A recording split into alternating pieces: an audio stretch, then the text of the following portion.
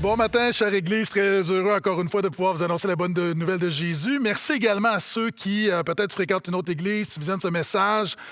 J'espère vraiment que à la fin de ce culte en ligne, que tu vas pouvoir dire que tout a toujours rapport avec Jésus. Nous sommes dans une série sur les Actes des Apôtres, donc on étudie, on prêche au travers le livre des Actes des Apôtres et le titre de la série, c'est « Toujours », comme dans tout a toujours rapport avec Jésus. En fait, c'est qu'on croit au portail que Jésus est toujours vivant. Est-ce que tu peux écrire un Amen? Est-ce que tu peux dire Amen dans ton salon, dans ta cuisine? Donc, toujours, Jésus est toujours vivant en 2021. Mais également, Jésus est toujours à l'œuvre dans nos vies et dans notre Église. Et c'est le but de cette série toujours, alors qu'on regarde la parole de Dieu, on est encouragé de savoir qu'en 2021, Jésus est toujours vivant et agit toujours. Et la base du livre des Actes des Apôtres va définir le chrétien comme étant un témoin. Alors, Jésus va dire dans Acte 1:8, un verset qu'on connaît bien, « Vous recevrez une puissance, celle du Saint-Esprit, et vous serez mes témoins à Jérusalem, en Judée, en Samarie et jusqu'aux extrémités de la terre. » Et on voit qu'un chrétien est simplement un témoin. Maintenant, je veux dire, arrête de penser que tu dois vendre Jésus, que tu dois vendre l'Évangile. Dieu t'appelle simplement à être un témoin. Je l'ai déjà mentionné dans les temps dans lesquels nous sommes, lorsqu'on veut savoir si un restaurant, c'est un bon restaurant, si on veut savoir si un livre, c'est un bon livre. Quand on est sur un site d'achat en ligne et on veut savoir est-ce que c'est un bon produit, on regarde l'évaluation. Donc, moi, je le fais constamment sur certains sites. Je regarde l'évaluation des acheteurs, je regarde les témoins, donc ceux qui se sont procurés le produit, ceux qui ont été mangés dans ce restaurant, ceux qui ont acheté ce livre. Quel est leur témoignage? Et lorsque je vois qu'un livre ou un restaurant ou un produit à 5 étoiles, ça me dit que ce livre ou ce restaurant mérite soit éventuellement d'y aller manger, soit d'acheter le livre, soit d'acheter le produit. Et les chrétiens, nous sommes ceux qui évaluent Jésus dans ce monde. Donc, je l'ai déjà dit, je ne sais pas pour toi, mais malgré les difficultés de la vie, je donne un 5 étoiles à Jésus. Et un chrétien, c'est seulement quelqu'un qui marche dans la vie quotidienne, c'est un homme et une femme ordinaires, et qui, tu dis aux gens, voici ce que tu penses de Jésus, voici ce que Jésus a fait dans ta vie. Un chrétien, c'est essentiellement un témoin. Et lorsque tu le fais, Dieu honore, et par le Saint-Esprit, il y a du résultat. Donc, je veux enlever une couche de pression, sois seulement un témoin. Maintenant, on regarde dans le livre des Actes des Apôtres à plusieurs témoins.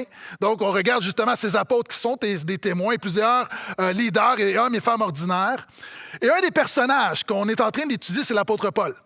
Et dans les Actes des Apôtres, on a vu que l'œuvre de Dieu va de Jérusalem en Judée, en Samarie et jusqu'aux extrémités de la terre. Et Dieu se sert de l'apôtre Paul, qui est un missionnaire, et les Actes nous rapportent 3 voyages missionnaires de l'apôtre Paul.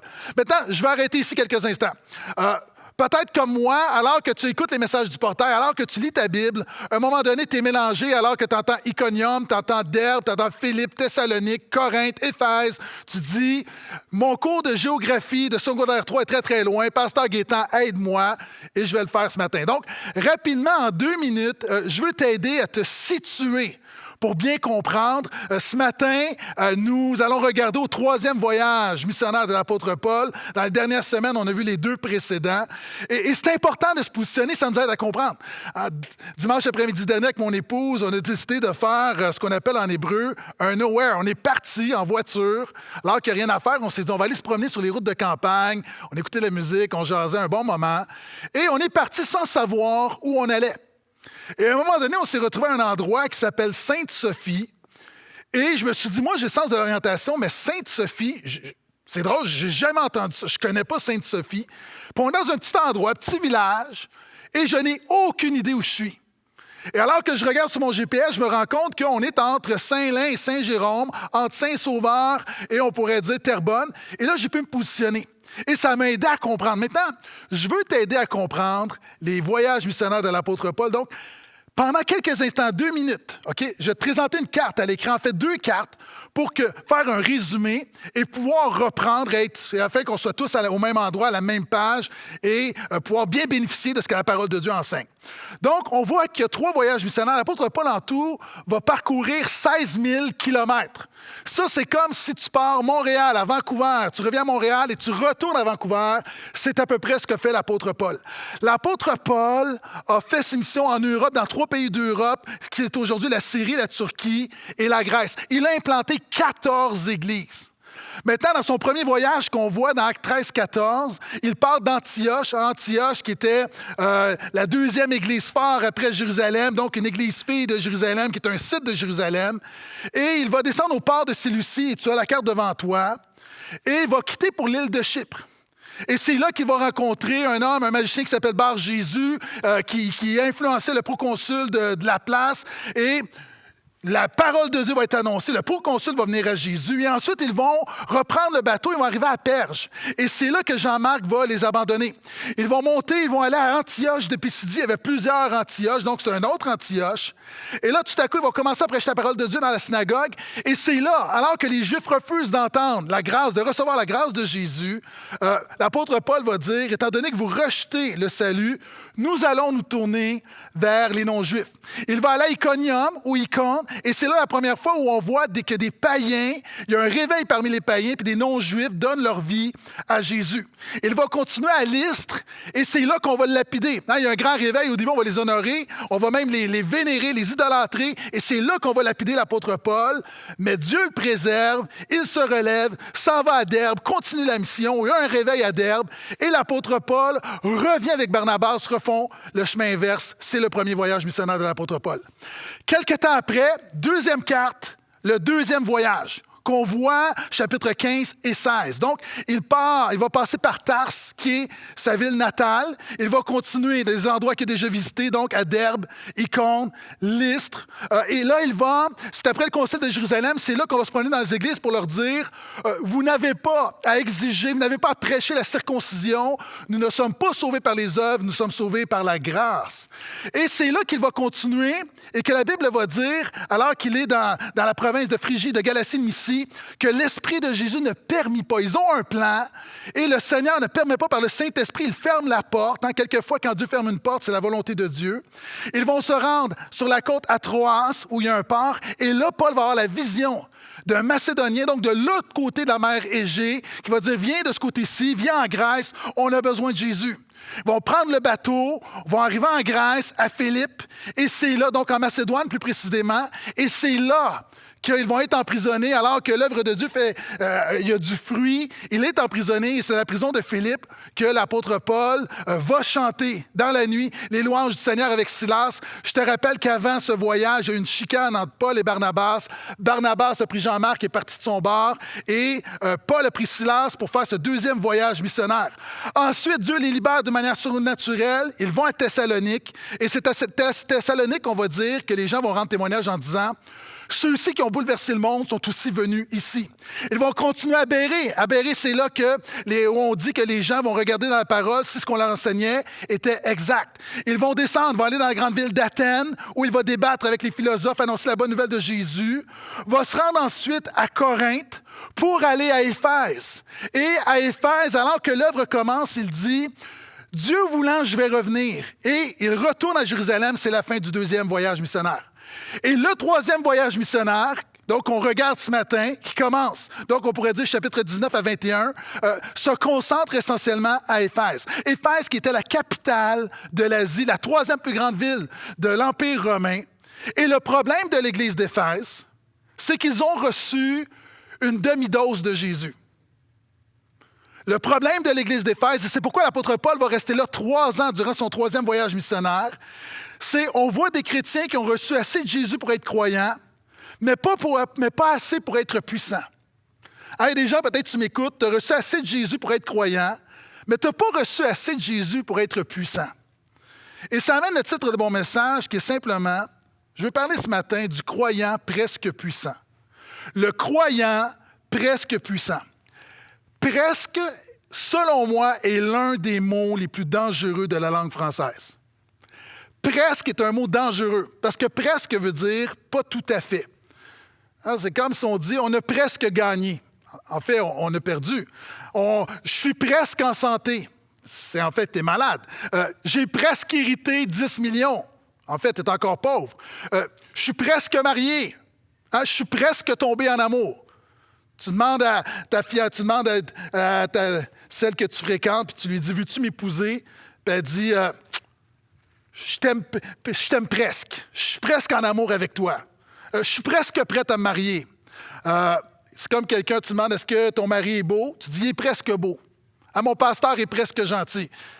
Presque est un mot très, très, très dangereux. C'est comme si tu prêtes ta voiture à ton enfant, puis lorsqu'il revient, tu lui dis, est-ce que tu as garé la voiture dans le garage? Puis l'enfant dit, la voiture est presque rentrée dans le garage. C'est pas une bonne nouvelle. Presque est un mot dangereux. Et Jésus va dire qu'il y a des gens qui sont presque dans le royaume de Dieu. Tu n'es pas loin du royaume de Dieu. Maintenant, à ceux qui m'écoutent, je veux juste te dire que Dieu ne veut pas que tu sois presque dans le royaume de Dieu. La Bible dit que le royaume de Dieu est soumis à la violence. Ce sont les violents qui s'en emparent. Presque ne fait pas partie de la vie chrétienne. Et les Actes des Apôtres rapportent 4 récits de chrétiens de l'Église d'Éphèse vivant presque la vie chrétienne. Donc, regardons ensemble comment, quelquefois, nous pouvons être un croyant ou un chrétien presque puissant, alors que Dieu t'appelle à être puissant. Acte 18, verset 23. Donc, le 3e voyage missionnaire de l'apôtre Paul qui se concentre à Éphèse. Voici ce que dit la parole de Dieu. Après quelque temps, il repartit, passa successivement par le pays de Galate et la Phrygie, en affermissant tous les disciples. Or, un Juif nommé Apollos, originaire d'Alexandrie, homme éloquent et versé dans les Écritures, était arrivé à Éphèse. Il était instruit dans la voie du Seigneur et fervent d'esprit. Il disait et enseignait avec exactitude ce qui concernait Jésus, alors qu'il ne connaissait que le baptême de Jean. Hein, on a un presque connaissant. Il se mit à parler avec assurance dans la synagogue après l'avoir entendu Priscille et Aquilas, donc 2 leaders de l'Église que Paul avait rencontrés à Corinthe dans son voyage précédent, le prirent avec eux, lui exposèrent plus exactement la voie de Dieu. Comme il était décidé à passer en Achaïe, les frères l'y encouragèrent. Ils écrivèrent aux disciples de lui faire bon accueil. Arrivé là, Apollos se rendit très utile à ceux qui étaient devenus croyants par la grâce, car avec vigueur, il refutait les Juifs publiquement, démontrant par les Écritures que Jésus est le Christ. On voit ici dans l'Église d'Éphèse un homme, un pasteur, un chrétien, un leader qui est presque connaissant. Et j'ai beaucoup de respect pour Apollos, mais dans le stade de sa vie, il ne connaît que le baptême de Jean-Baptiste. Il n'a pas la connaissance pleine et entière de la bonne nouvelle de Jésus. Et alors qu'on a un homme presque connaissant, il est important de se rappeler l'importance de la connaissance dans la Bible. Alors aujourd'hui, on méprise beaucoup la connaissance, mais la connaissance est fondamentale dans la Bible. D'ailleurs, la Bible commence avec, dans le Jardin d'Éden, un arbre qui est la connaissance du bien et du mal, connaissance. Le prophète Osée va dire « Mon peuple périt par manque de connaissance ». Les proverbes vont dire que la connaissance, c'est la crainte de l'Éternel. La crainte de l'Éternel amène la connaissance et la connaissance de Dieu amène la crainte de l'Éternel. Ésaïe 11.2 va dire que lorsque le Messie va venir, Jésus, il aura sur lui un esprit de connaissance. Le prophète Daniel, chapitre 12, va dire que là, dans les temps messianiques, dans les temps dans lesquels on est, où nous sommes, nous vivons l'œuvre de Jésus, la connaissance augmentera. Habakkuk 2.14 dit qu'un jour, la connaissance de la gloire de l'Éternel remplira la terre. Luc 1.77 nous dit que Jésus est venu pour ramener la connaissance du salut. Romains 15.14 dit que le chrétien est celui qui a reçu toute connaissance. D'ailleurs, dans 1 Corinthiens 12, il y a un don spirituel qu'on appelle le don de la connaissance. La connaissance dans la Bible est quelque chose qui revient continuellement. L'apôtre Paul dit « Je prie que Dieu vous donne un esprit de révélation qui vous donne la connaissance de Jésus, qui vous le fasse connaître. » L'apôtre Paul va dire « Je prie que vous puissiez connaître l'amour de Dieu qui surpasse toute connaissance. » Et je pourrais continuer. La connaissance revient continuellement. Dans 1 Timothée 2.4, ça dit que le but de Dieu, c'est que tous les hommes soient sauvés et connaissent la vérité.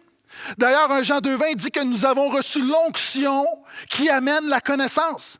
D'ailleurs, la définition de la vie éternelle, c'est qu'ils te connaissent, toi, le seul vrai Dieu. La connaissance est fondamentale à l'œuvre de Jésus. Par exemple, imagine que, je parlais tout à l'heure de demander en mariage ta copine, Imagine quand première fois que j'ai rencontré mon épouse, la première fois, on se voit, on ne se connaît pas, on se présente. Moi, je suis de passage, j'arrive et à ce moment-là, on s'est vu comme 3 minutes. Je me souviens dans une cuisine, dans un endroit, je venais voir quelqu'un, je repartais. Et en 3 minutes, il s'est passé quelque chose. Même la preuve, c'est que j'ai pris une gomme, puis j'ai offert une gomme à mon épouse, et elle a gardé le papier se disant « Ça se pourrait que cet homme-là un jour soit mon mari. » Ça, c'est prophétique. Imagine si le soir, je reviens, je vais la voir et je lui dis « Veux-tu m'épouser? » Puis elle dit « Oui, je veux t'épouser. » Est-ce que je suis honoré? Non. Je vais me dire c'est une femme qui est prête à marier n'importe qui. Le fait qu'elle ne me connaît pas amène un déshonneur à la confiance qu'elle m'accorde. C'est pourquoi c'est important la connaissance. Dieu ne veut pas des gens qui ne le connaissent pas, qui se confient simplement en lui. Dieu veut que tu le connaisses et lorsque tu le connais, tu réalises qu'il est fidèle et parce qu'il est fidèle, tu te confies en lui. Donc la connaissance, c'est important. Mon peuple périt par manque de connaissance. Alors que tu as quelqu'un, tes bien-aimés, qui fait une crise cardiaque autour de toi, si tu ne connais pas les techniques de réanimation cardio-respiratoire, c'est la mort. La connaissance peut sauver la vie de gens autour de toi. Ta connaissance de la bonne nouvelle de Jésus peut sauver la vie de gens autour de toi. Et dans l'Église d'Éphèse, on a un homme qui a une certaine connaissance, mais qui est presque connaissant. Il connaissait presque la bonne nouvelle de Jésus. Vous savez, on se dit, oui, mais il en connaît pas mal. Oui, mais ce n'est pas suffisant. Tu dois, et à tous ceux qui m'écoutent chrétiens, tu dois être capable de connaître et de maîtriser la bonne nouvelle de Jésus sur le bout de tes doigts. Ce n'est pas tout d'en savoir assez, de connaître des versets bibliques. On l'a souvent enseigné.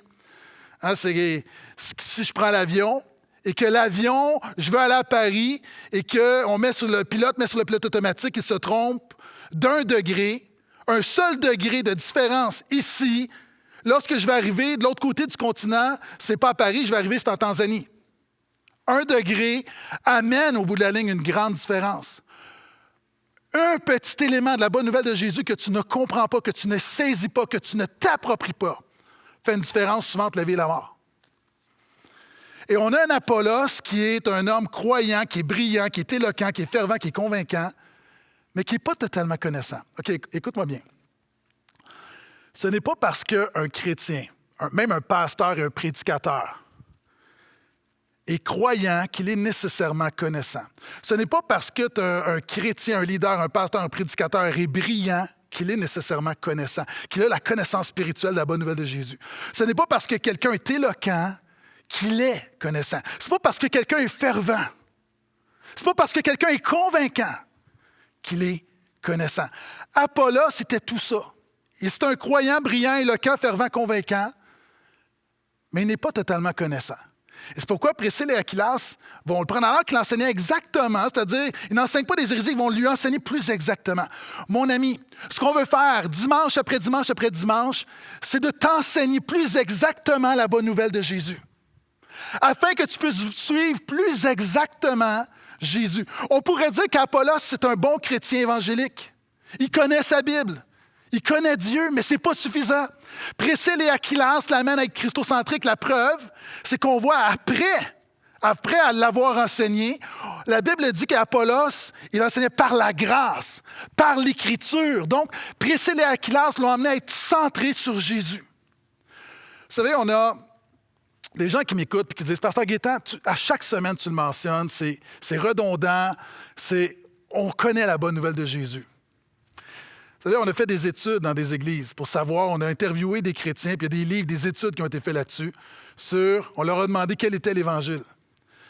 Et est-ce que tu sais, lorsqu'on écoutait les chrétiens dans les églises, on a fait un résumé, puis le résumé, il y a un beau concept, puis je m'excuse, là, quelquefois, il y a un frère que j'aime, un frère de 75 ans qui me dit dernièrement, il dit, « Pasteur Gaétan, il dit, quand tu prêches, il y a beaucoup de mots haïstes que je ne comprends pas. OK, je ne veux pas le nommer, mais je salue Pasteur André, je t'aime. » Puis c'est vrai, quelquefois, il y a des mots, mais quelquefois, les mots renferment des concepts qui sont importants. Donc, je vais l'expliquer. Ce qu'on a réalisé, c'est que les évangéliques moyens n'adhéraient pas vraiment à la bonne nouvelle de Jésus. Ils adhéraient à ce qu'on appelle le déisme, moralisme thérapeutique. Paul va dire même que, même à l'époque, à Galate, dans ses voyages, il y a des gens qui se détournent pour un autre évangile.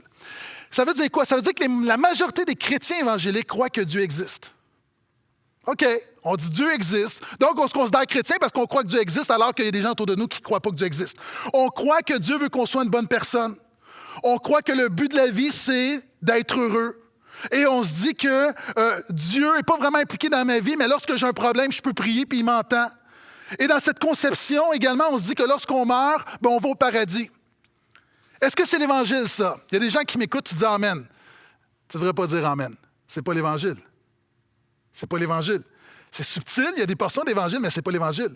Tu dis, mais Pasteur Gaétan, Dieu existe, oui. Mais de croire que Dieu existe, ce n'est pas suffisant. Les démons croient que Dieu existe et ils tremblent. Si Dieu existe, ça veut dire qu'il est juge des vivants et des morts et que tu es redevable devant Dieu de la manière que tu vis, puis un jour, tu vas te présenter devant lui et tu devras rendre compte de ta vie. Si Dieu existe, il est juge et il y a un jugement dernier. Ça, souvent, on l'oublie. Non seulement de dire Dieu veut qu'on soit une bonne personne, non, Dieu sait que tu es une mauvaise personne. Dieu sait que nous sommes pécheurs, puis il a envoyé son Fils. Et la Bible dit son Fils Jésus, lui qui était sans péché, il est devenu péché, afin qu'en lui, on devienne justice de Dieu. Le but, Jésus n'est pas venu pour qu'on soit des bonnes personnes. Il est venu pour sauver des mauvaises personnes. Des gens vont dire, le but, c'est Dieu a envoyé Jésus pour qu'on soit heureux. Mon ami, le but pourquoi Dieu t'a mis sur cette terre, ce n'est pas pour que tu sois heureux. C'est pour que tu le glorifies. Est-ce que tu sais pourquoi c'est une grande différence? Parce qu'il y a des gens, lorsqu'ils sont éprouvés, ils rejettent Dieu parce qu'ils disent « Moi, c'est pas pour ça que je suis devenu chrétien. » Lis attentivement la Bible et tu vas te rendre compte que la Bible parle beaucoup de souffrance. Le chrétien, ce n'est pas celui qui suit Jésus tant et si longtemps que tout va bien dans sa vie. C'est celui qui, par la grâce de Dieu, continue de donner gloire à Dieu malgré la maladie, l'épreuve et les difficultés dans sa vie. La vie n'est pas facile. Mais ce n'est pas le but de Dieu, ce n'est pas de te rendre heureux. C'est que tu puisses vivre à sa gloire. C'est une grande différence. Il y a plein de gens présentement qui meurent pour leur foi à travers le monde.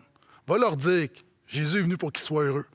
Est-ce que ça veut dire que Dieu est contre notre bonheur? Non, ça veut juste dire que ton bonheur, tu es plus heureux quand tu glorifies vraiment Dieu. D'autres vont dire, encore une fois, dans le déisme thérapeutique moralistique, c'est qu'on dit moraliste, c'est qu'on dit, il y a beaucoup de gens qui m'écoutent. Tu es là le dimanche matin, tu as entendu, puis tu vis ta semaine, puis Dieu est absent de ta vie. C'est pourquoi au portail, on dit tout a toujours rapport avec Jésus. Puis c'est pas vrai. Encore une fois, il y a des gens, tout le monde dit que la majorité des chrétiens disent qu'on va au paradis, mais il y a de moins en moins de gens qui parlent de l'enfer. Avant, Jésus est venu pour nous amener au paradis avec lui, mais d'abord pour nous préserver de l'enfer. Donc, tu vois la bonne nouvelle. Quelle est la bonne nouvelle? Est-ce que tu es vraiment connaissant de la bonne nouvelle? Puis tu dis, mais Pasteur Gaétan, qu'est-ce que ça change? Oh, ça change quelque chose. Parce que la connaissance amène la puissance. Quelqu'un d'ignorant et quelqu'un d'impuissant. La connaissance spirituelle amène la puissance spirituelle. La preuve, OK. Supposons qu'on a une jeune fille de 5 pieds 2 de 110 livres. Et de l'autre côté, on a une montagne de muscles de 250 livres et de 6 pieds 8. Le méchant va attaquer la jeune fille. Qui est le plus puissant? De manière logique, rationnelle, naturelle, on va dire c'est la montagne de muscles, malheureusement. Mais si je te dis que la jeune fille est ceinture noire en karaté, peut-être que la montagne de muscles va passer un mauvais quart d'heure. Pourquoi? Parce que la connaissance amène la puissance. Spirituellement, quand tu connais la bonne nouvelle de Jésus, tu as une ceinture noire en bonne nouvelle. Ça te donne une puissance surnaturelle que beaucoup n'ont pas.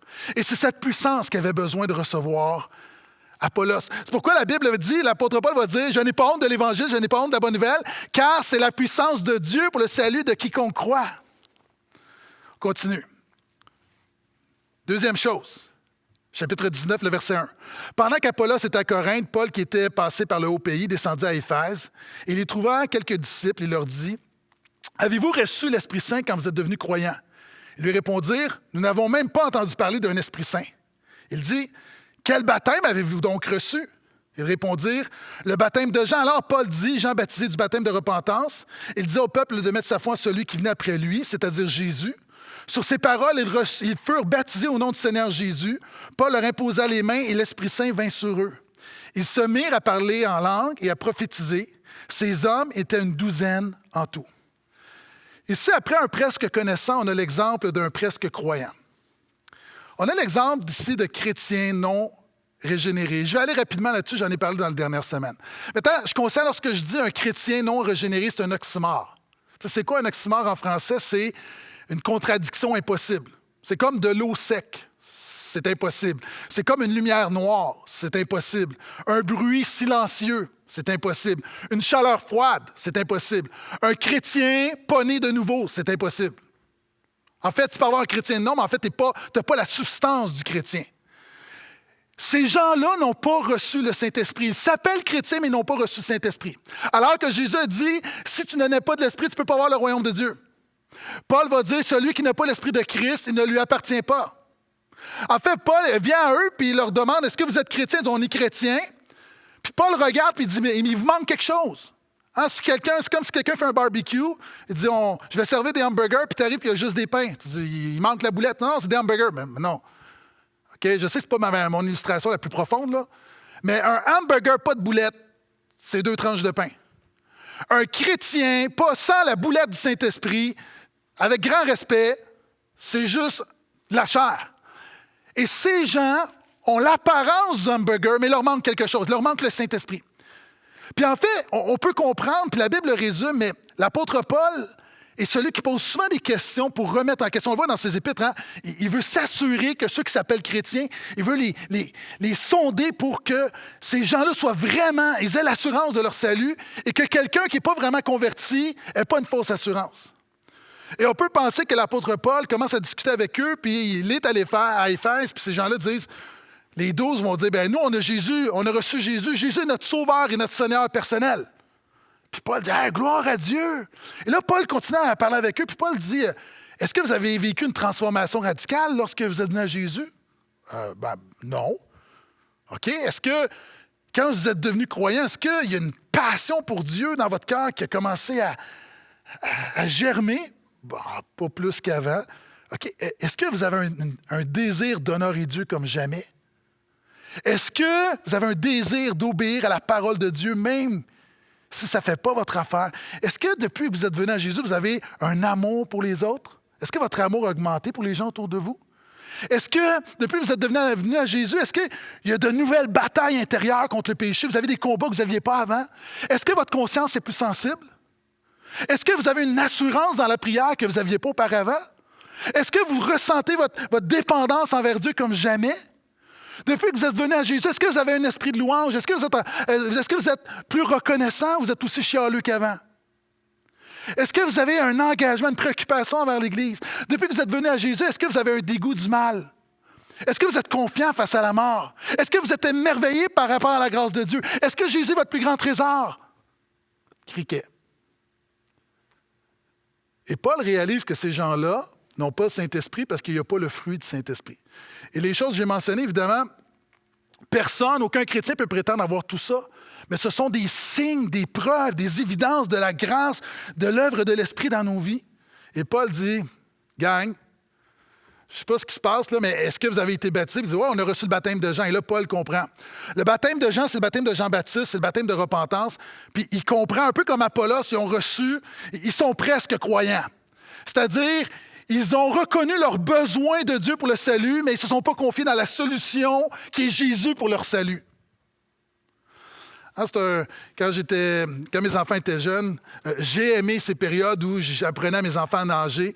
Et ma fille, à un moment donné, à la piscine, je disais, OK, saute dans mes... Puis elle ne voulait pas. Ma fille, elle est craintive, puis elle ne veut pas. Puis je disais, papa va t'attraper. Puis elle ne veut pas. Puis à un moment donné, elle décide de faire confiance à papa, puis elle saute dans mes bras. Et là, elle le fait une fois, puis elle veut le faire continuellement. Et une de mes craintes, ma crainte à mon épouse et à moi, c'était que ma fille, à un moment donné, alors qu'on sort de la piscine puis qu'on ne voit pas qu'elle saute dans l'eau, qu'elle fasse confiance, qu'elle se fasse confiance, qu'elle oublie qu'elle dépend de son papa pour que ça soit sécuritaire dans l'eau. Puis finalement, en regardant, on s'est rendu compte que non, elle attendait que papa soit dans l'eau. Ça, c'est la foi. La foi, la véritable foi, ce n'est pas le chrétien qui pense qu'il peut nager par lui-même, c'est le chrétien qui dépend de Dieu pour l'attraper pour son salut. Et c'est ça que ces hommes-là n'ont pas. Ils ont la repentance. Ils ont compris leurs besoins de Dieu, mais ils n'ont pas cette confiance qui amène à dépendre de Dieu. Écoute-moi. OK? Comprendre ton besoin de Dieu n'est pas dépendre de Dieu. La majorité des gens qui m'écoutent, tu comprends ton besoin de Dieu pour ton salut. Mais ce n'est pas ça la foi. Ça, c'est la repentance. Puis on entre dans le royaume de Dieu par la foi et la repentance. Non seulement c'est une chose de réaliser ton besoin de Dieu, mais Dieu ne veut pas que tu réalises que tu as besoin de lui, il veut que tu dépendes de lui. C'est une chose, c'est à la maison, mon évier coule, puis je réalise mon besoin d'un plombier. C'est une autre chose d'appeler le plombier. Et ces gens-là, à Éphèse, réalisaient que l'eau coulait, réalisaient qu'ils avaient besoin de Dieu comme plombier. Mais ils n'ont pas appelé le plombier. Et Paul les amène à Jésus. Et alors qu'il les amène à Jésus, la Bible dit qu'il commence à parler en d'autres langues, il prophétise. Et on le voit dans les Actes, la 4e fois, c'est une confirmation visible, exceptionnelle. C'est-à-dire, Dieu veut démontrer que là, ils ont vraiment le Saint-Esprit.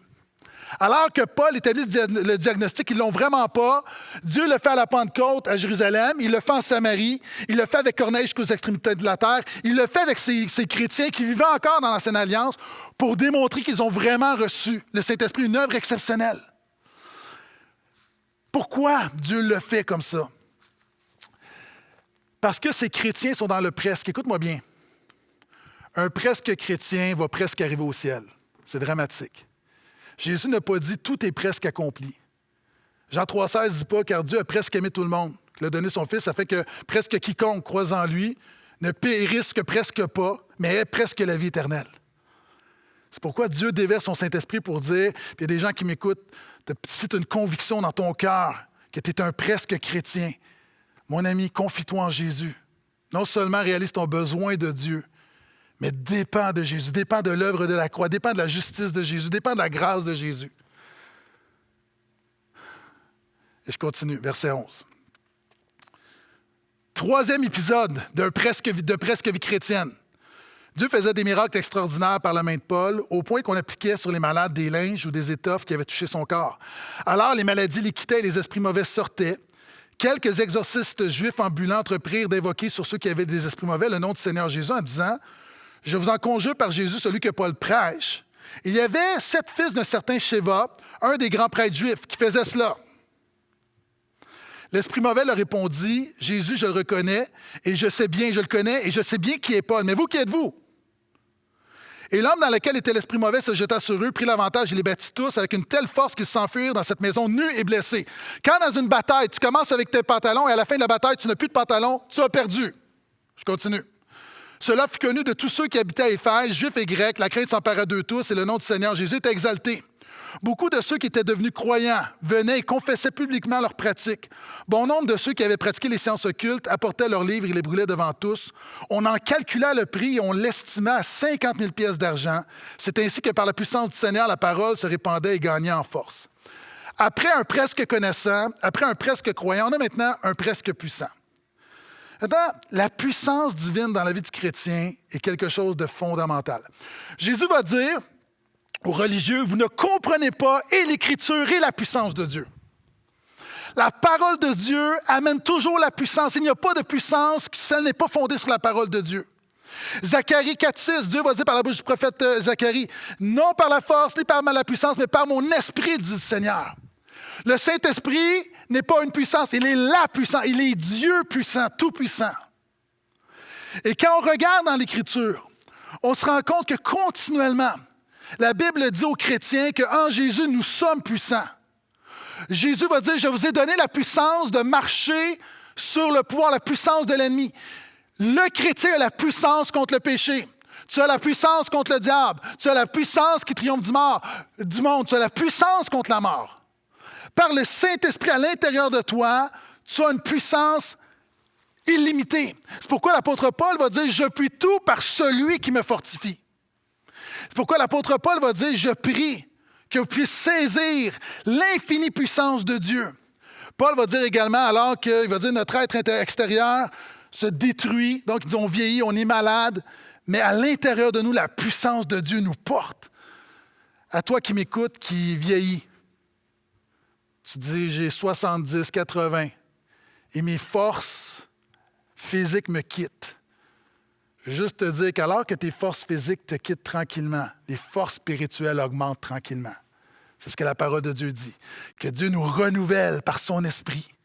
L'apôtre Paul va même dire à tous ceux qui se sentent faibles, si tu te sens faible, félicitations, tu viens de te qualifier pour la puissance de Dieu.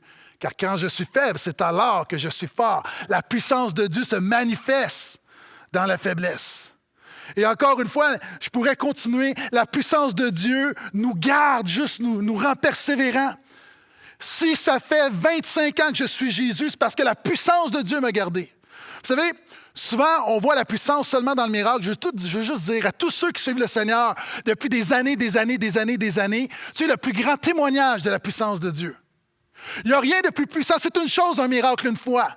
Mais de suivre Jésus 50 ans envers, qui contre tous, dans la maladie, dans les bons jours, dans les épreuves, dans les difficultés, dans la trahison, et de dire malgré tout, Jésus, mon plus grand trésor, ça, c'est vraiment la puissance de Dieu. Restez avec moi, je commence à prêcher, ça ne sera pas long.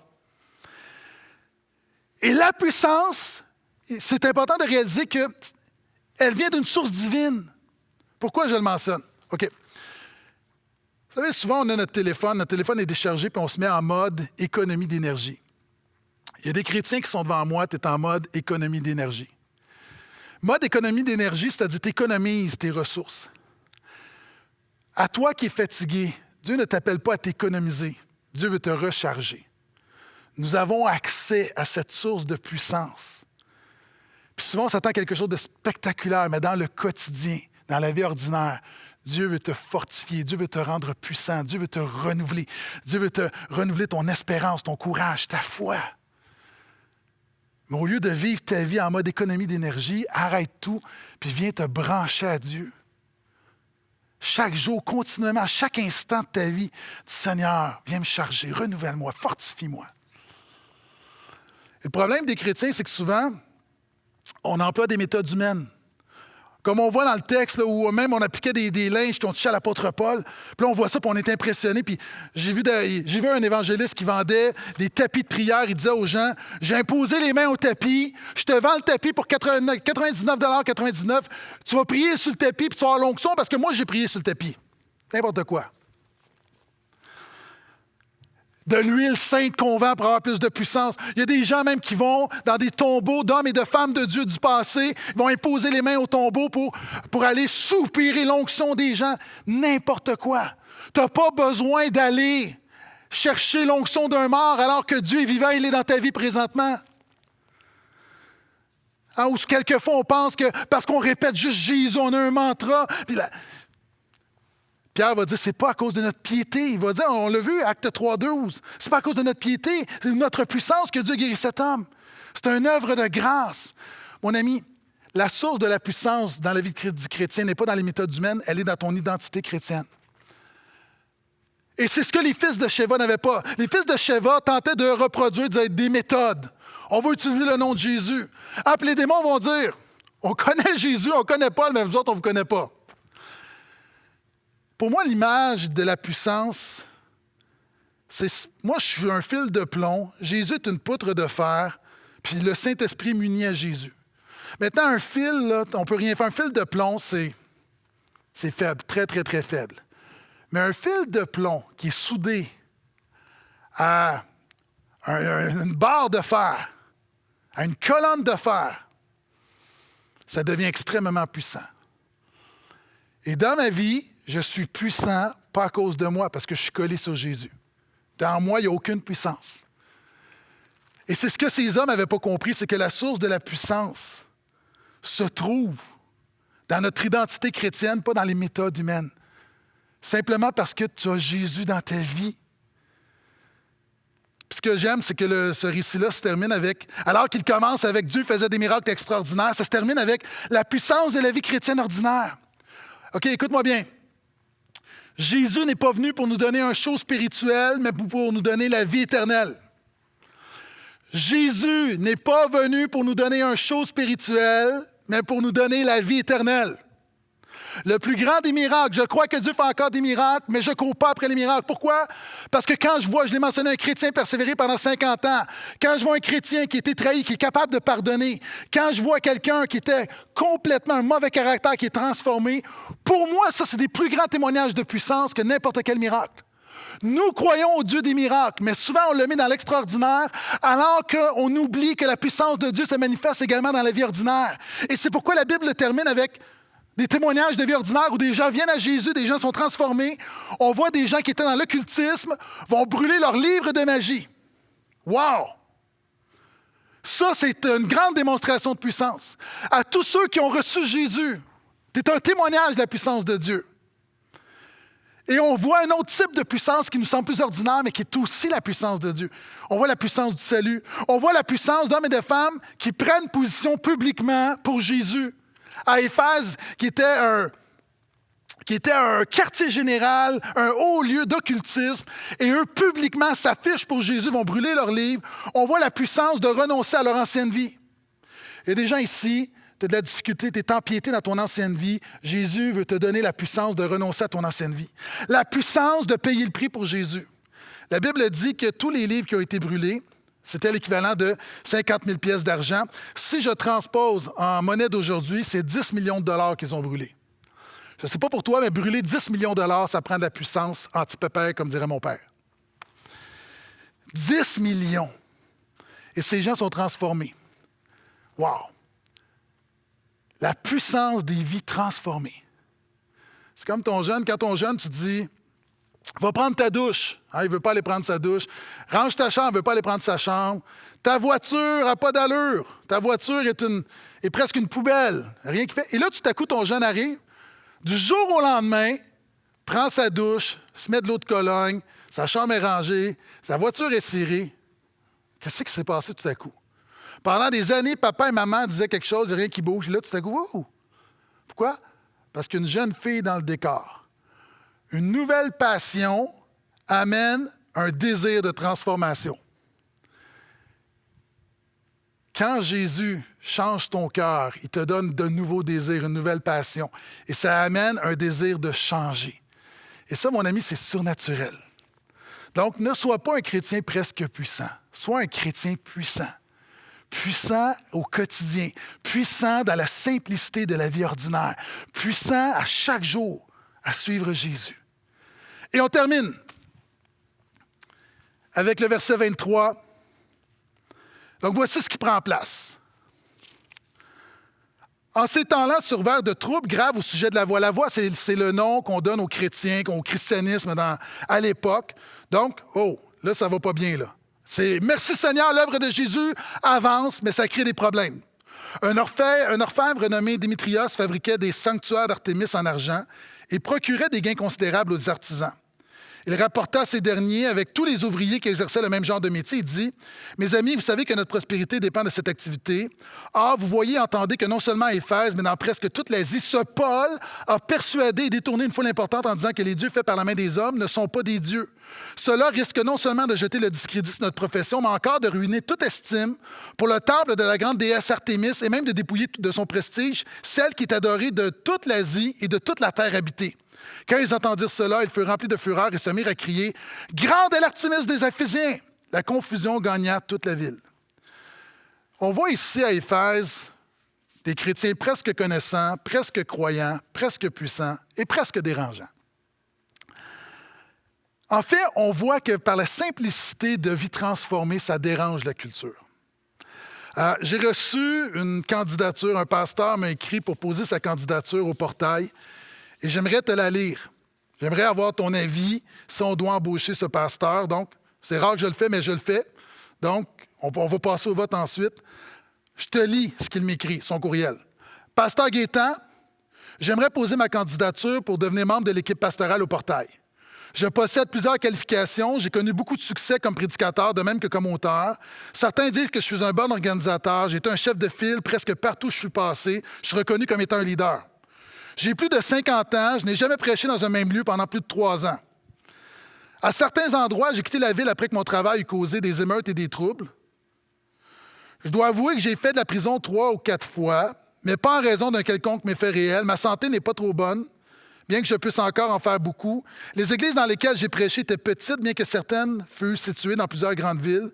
Je ne me suis pas très bien entendu avec les chefs religieux des villes dans lesquelles j'ai prêché. En fait, certains m'ont menacé, m'ont même attaqué physiquement. Je ne suis pas très habile pour tenir des registres. Je suis reconnu pour oublier qui j'ai baptisé. Cependant, si vous avez besoin de moi, je promets de faire de mon mieux pour vous et pour l'Église Le Portail. Signé, l'apôtre Paul. Quand on regarde au profil de l'apôtre Paul, c'était un homme très dérangeant. Et là, je vais être clair. Je sais qu'il y a des gens, des frères et des sœurs qui m'écoutent. Preach it, brother, preach it. Liberté. C'est pas ce genre de dérangement que la parole de Dieu nous enseigne. Dans notre culture, alors que les chrétiens sont beaucoup en mode revendication, indignation, manifestation. Au verset 37, on a un des leaders de l'émeute qui va dire la chose suivante. En effet, ces hommes que vous avez amenés n'ont commis ni sacrilège ni blasphème envers notre déesse. Artémis était la déesse d'Éphèse et c'était le temple d'Artémis ou Diane était une des 7 merveilles du monde. Okay? C'est immense. Mais l'apôtre Paul a dérangé la culture, pas parce qu'il prêchait contre Artémis, mais parce qu'il prêchait pour Jésus-Christ. Frères, sœurs, que Dieu nous donne la puissance de déranger autour de nous. Non pas parce qu'on se tient, on prêche contre des choses, mais c'est parce qu'on fait simplement vivre la bonne nouvelle de Jésus comme l'apôtre Paul l'a vécu. Alors qu'à Éphèse était reconnu comme une grande ville, le temple était incroyable, une des 7 merveilles du monde. Puis des chrétiens qui prêchent la bonne nouvelle de Jésus ont ébranlé une des 7 merveilles du monde. Alors que dans notre culture, il y a des idéologies qui sont chéries, alors qu'il y a des idoles, alors qu'il y a des choses qu'on considère comme les plus grandes merveilles dans notre monde. Quand les chrétiens vont commencer à vivre et à prêcher que Jésus est la plus grande des merveilles, les merveilles de ce monde vont être remises en question par Jésus le merveilleux. D'ailleurs, les Actes des Apôtres commencent dans Acte 2 où ça dit que lorsque le Saint-Esprit est venu, il racontait les merveilles de Dieu. Frères, sœurs, dérangeons notre monde. Dérange ton entourage, dérange ta famille. Comment? Pas en dénonçant, mais simplement en vivant la bonne nouvelle de Jésus. Sois quelqu'un qui vit la bonne nouvelle de Jésus, et ça va remettre les gens en question autour de toi. Donne le goût de Jésus autour de toi. Paul est resté 3 ans à Éphèse. Pourquoi? Il y avait des choses à régler. Il y avait des gens qui étaient presque connaissants, des gens qui étaient presque croyants, presque puissants. Puis l'Église, c'était presque dérangeant. Que Dieu nous donne la grâce d'être des croyants qui connaissent la bonne nouvelle de Jésus, qui se confient en Jésus, qui sont puissants dans le quotidien et qui dérangent autour, que nous dérangeons autour, que nous ayons un impact pour la gloire de Jésus. Prions.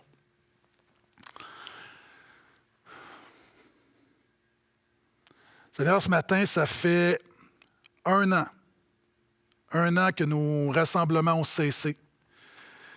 Puis je veux premièrement me tenir devant toi pour te dire toute ma reconnaissance, ma louange, malgré l'épreuve, malgré les difficultés, malgré, Seigneur, l'impact sur l'Église, sur les croyants. Seigneur, tu es en contrôle et je veux te dire que tu es merveilleux. Tu es merveilleux et durant cette dernière année, tu t'es révélé comme étant encore notre plus grand trésor. Seigneur, je vais également prier, Seigneur, que cette pandémie se termine rapidement au nom de Jésus. Seigneur, que nous puissions avoir la joie d'être établis dans la maison de Dieu rapidement. Alors qu'il y a toutes sortes de pronostics sur des 3e vagues ou pas. Seigneur, c'est à toi qu'on vient. Entends ton Église qui dit. Seigneur, que cette pandémie puisse cesser, que l'Église puisse se réunir à nouveau, qu'on puisse ensemble adorer ton nom, avoir la communion fraternelle, pouvoir avoir des contacts, revenir à, Seigneur, la normalité, revenir à, peu importe comment on l'appelle, normalité, nouvelle normalité, peu importe, qu'on puisse retourner à nos vies. Et Seigneur, que ce soit en pandémie ou hors pandémie, indépendamment des circonstances et du contexte, donne-nous d'être fidèles, donne-nous d'être puissants, non pas pour nous-mêmes, mais parce qu'on s'appuie sur toi, que nous puissions laisser ta puissance se manifester dans toutes les circonstances et les contextes de nos vies. Donc, je te rends grâce pour chaque frère, sœur, ami qui visionne cette réunion ce matin. Mais nous te disons, Seigneur, prends pitié de notre planète, prends pitié de notre pays, de notre province, prends pitié du corps de Christ. Seigneur, interviens. Interviens. Après 1 an maintenant, Seigneur, nous voulons revenir. Nous connaissons le Dieu qui contrôle toutes les circonstances. Tu es le Dieu qui a permis cette pandémie et tu es le Dieu qui a fixé une date à la fin de cette pandémie. Ta parole déclare également que tu es le Dieu qui se laisse incliner par la prière. Donc, Seigneur, nous ne sommes pas dans le fatalisme, nous ne sommes pas dans la résignation, nous sommes dans la confiance, sachant que notre Dieu contrôle tout. Donc, nous te prions, fais ton œuvre dans nos vies, dans la vie de notre Église, et que Jésus soit toujours le centre, notre trésor soit chéri, et que tu sois pleinement glorifié en toutes les circonstances de nos vies. Père, nous t'avons prié par le Saint-Esprit au nom de Jésus. Amen.